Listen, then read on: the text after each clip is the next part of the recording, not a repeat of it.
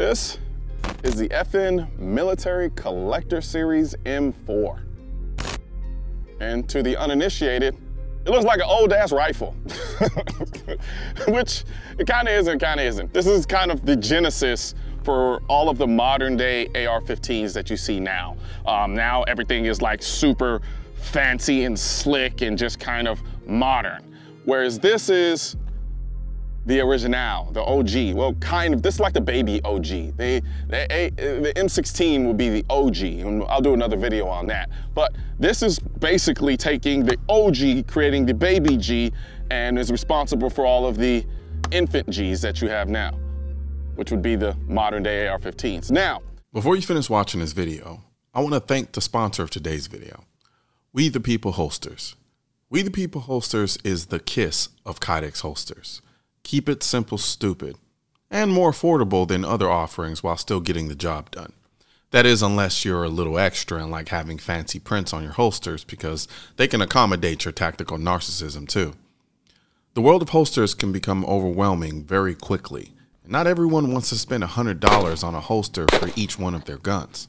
So, if that's you, be sure to check out We the People Holsters.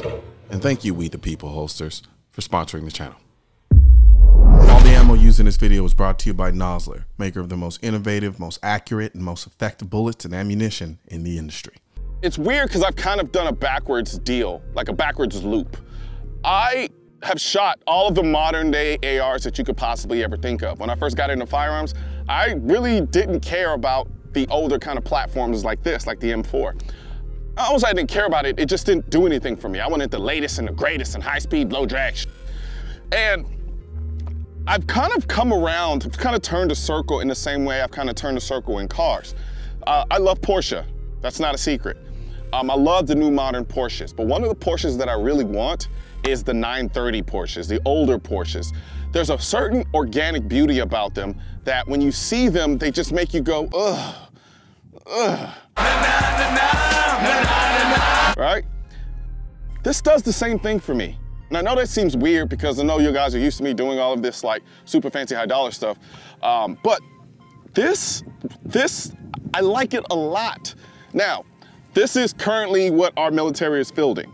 They're still using this thing. That's the crazy thing. I believe the M4 came in, what, 1994? Then when our military started using them. So it's still in use. It's still relatively modern while still being old. If that makes any sense. I personally love it though.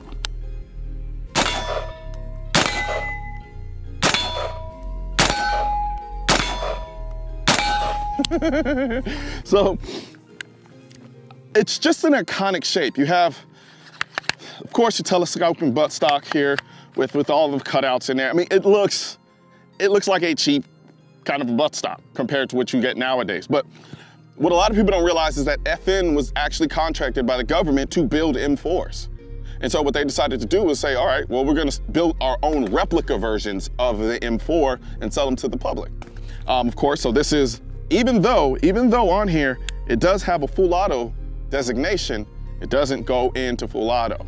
It only is semi-auto, so don't get too happy. Now, I don't have a military background. I do have family members who were in the military. I have uncles who were in the military. My grandfather fought in World War II. So that's about as far as my military background goes. But the thing that made me love this rifle the most, and it's gonna be really weird, it wasn't like all the old school, like I've been seeing the M4 for ages, we all have, right? But the one movie that made me go, I want an M4 was Battle Los Angeles. I know, it doesn't, like Peter's shaking his head right now. He's like, what? I'm like, it just did. Like, I love that movie.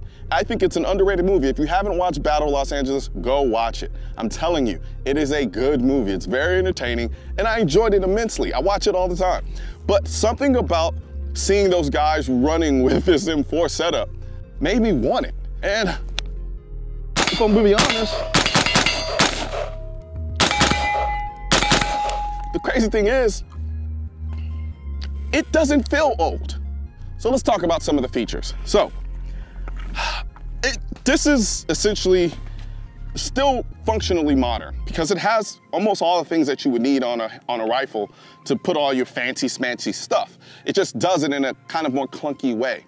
Like you have these big quad rails here with these big Knights Armament rail covers.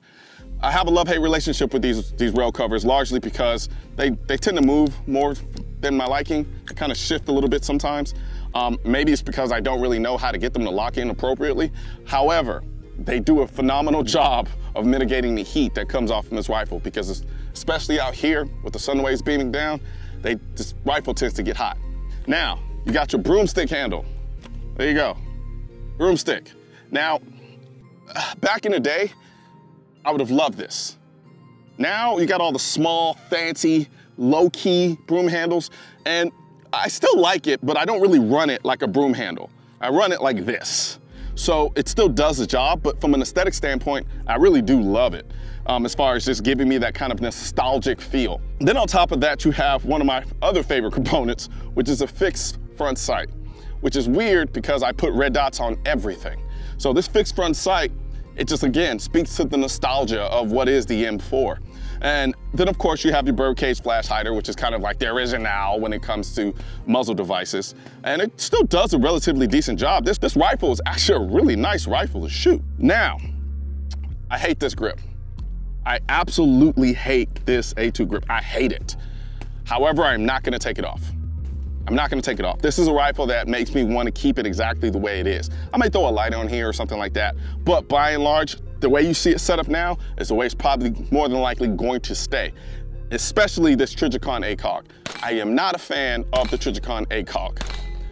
For anything within 100 yards for me, this thing's kind of annoying because it's kind of slow. It's bulletproof. The glass is beautifully clear. It does everything functionally. It's just, I don't like a fixed power. I like a variable power. So for me, because I'm obsessed with shooting fast, I personally don't like running the Trijicon ACOGs with the fixed power, but they are great optics from that standpoint. So if you like them, great. And then of course, the eye relief is a little weird and you kind of get into this pinhole effect. Neither here nor there, but aesthetically, because a lot of the M4s that were given out to our service members are run with an ACOG, that ACOG is gonna stay on this rifle, just the way it is now. So how does it shoot? Well,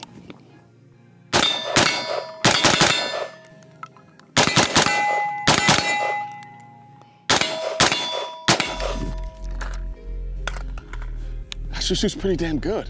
I have no complaints on how this thing runs and how it shoots. It shoots really flat. I can shoot this gun fast. The trigger on this thing is actually not bad at all.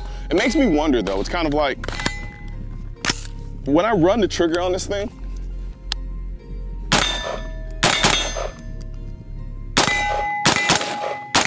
it is by no means the type of trigger that I normally would like in my gun. I like a two-stage, clean take up, flat wall, and a nice break. This is a single stage trigger. It's about 5 pounds, maybe even heavier than that. And it just kind of does its thing. It's not but I like it. So it makes me question myself, like, do I just like the other super speed high drag triggers because they're super speed high drag? Like it's one of those things where I could get by just fine with this trigger for most things. And it just works. But for some reason, if you give me another AR, I'm gonna put a trigger on there that's not this trigger. So kind of begs the question, what do you really need, and how much of it is just kind of like, I wanna do it just because I can and it's there. But this trigger by and large is not, like, I can run the trigger. If I needed to be more precise with it, yeah, it's a little heavier, but it's still, and it's a little dirty, but it doesn't stop me or prevent me from doing anything. So this isn't exactly a light gun. It's not heavy, but it's not light either. And of course I have this big honking piece of optic on the gun that's adding to the weight as well. However, the one thing I will say about this M4 is that it's balanced. It's a pretty balanced gun. And I've always said it before, you can have a heavy gun, but if it's balanced, it doesn't feel that heavy. And then you can have a light gun, technically, but if it's not balanced, it's gonna feel a lot heavier than it really is. This is balanced. And I love it. The only thing that interrupts with my feel and the ergonomics and the way this gun feels in hand is this stupid grip. I hate this grip so much. I absolutely hate it. But like I said before, I'm not gonna get rid of it, but I do hate it.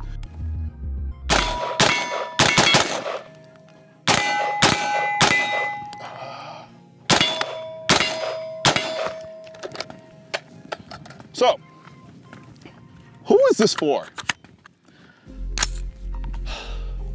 I think easily, of course, it's for those people who just love to collect the guns that are used by our military. Even though this isn't the exact gun, this is different, this is a clone. However, for those people who are just like, I want to own all the guns that our military has, I think this is perfect for them. It's an incredibly high quality replica of the M4 that's being used by our soldiers right now. Now, I think it's also for somebody who really honestly just appreciates where the AR-15 platform has come to and the influences that it's taken from the M4. Because back in its day, I'm not gonna say it was revolutionary, but it was definitely ahead of its time in a lot of ways. And I think that's why it's still so relevant even till this day. When I'm out here and I'm running this rifle, I don't feel like I'm lacking much from the standpoint of functionality, from the standpoint of feel, from the standpoint of ability. Like, this is a damn good rifle.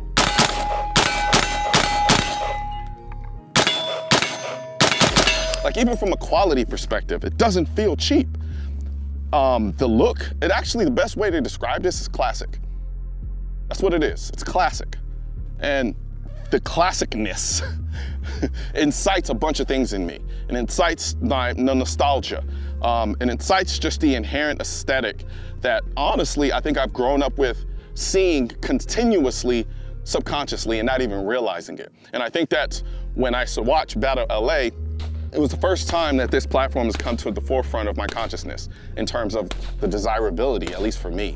Like I said, I've shot them all. I've shot all the AR-15s you can think of, all the other rifles you can possibly think of, and I can still come out here and shoot this thing and have just as good a time as any other and enjoy it. And I could argue even have more fun with it. So it's kind of like I said with that 930. Like, yeah, I can drive a modern Porsche and it'd be amazing. Have all the features, have all the technology and all that stuff. But then there's this thing about a 930, you can get into it. The aesthetic of it is very organic. It's a different type of styling than you would normally see. And then you get in it, and then just the driving experience in it of itself is also more organic. It's a little bit more visceral. And I think this does the same thing. I think this gun, and when I'm out here and I'm shooting this gun right now, it feels good. And it feels analog enough where I can kind of become, and I hate to say this to sound corny, but you almost kind of become one with it in a way. I think sometimes you can get ARs to get so fancy and so upgraded that it kind of creates a disconnect. Same thing with cars now. Cars are so much technology, there's so much speed, so much capability that it can outperform what we can do so much, kind of disconnect from it. Now, don't get me wrong, I still love that.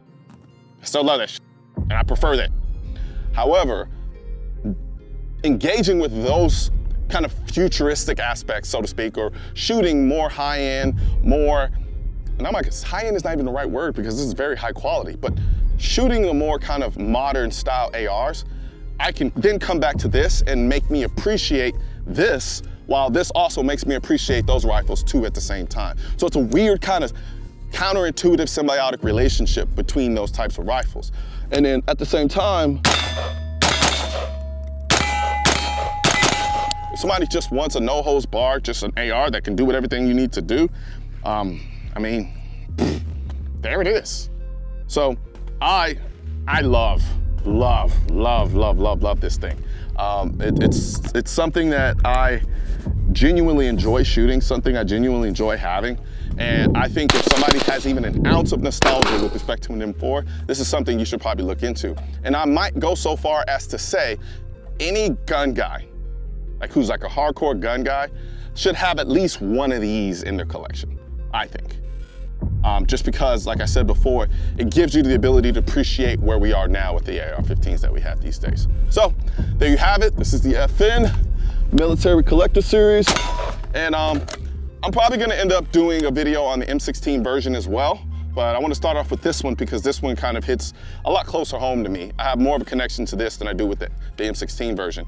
But nonetheless, there you go.